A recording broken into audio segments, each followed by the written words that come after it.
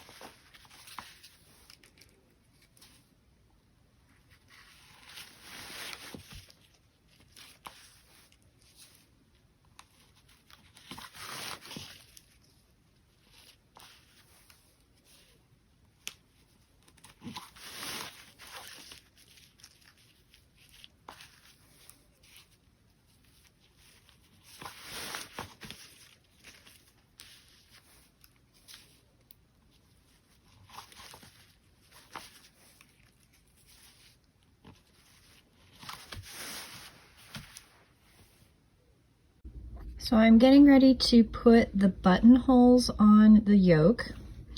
And as you can see here, I have a placket that I have attached to the other side of the yoke. And the reason I did this, and the reason it looks so squidgy down here, which I need to clip threads and stuff, is that when I was cutting the yoke out on the petticoat, I did not look back at my previous notes when I made my turned petticoat, and I forgot that I made on the turned petticoat both sides of the yoke longer by about 1.5 inches to 2 inches. So it doesn't overlap properly. It doesn't give me enough movement or growth and shrinkage issues because I fluctuate in my waist up to 1 inch in water weight and inflammation.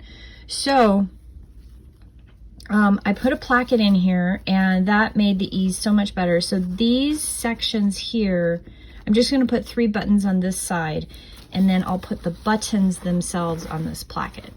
And I'm going to use a buttonholer on my Viking. And I'm not going to film that because I figure there are 5 million videos on buttonholes on the internet. So yeah, that's what I'm going to do next. Okay, so can we see these beautiful buttonholes? This one's obviously so much better, the one on the end. The one in the middle is a little squidgy, and I have a hell of a time with them being even. Sometimes they get caught in the presser foot in the bottom, and then the next couple stitches are like really far apart, and then they're close together again.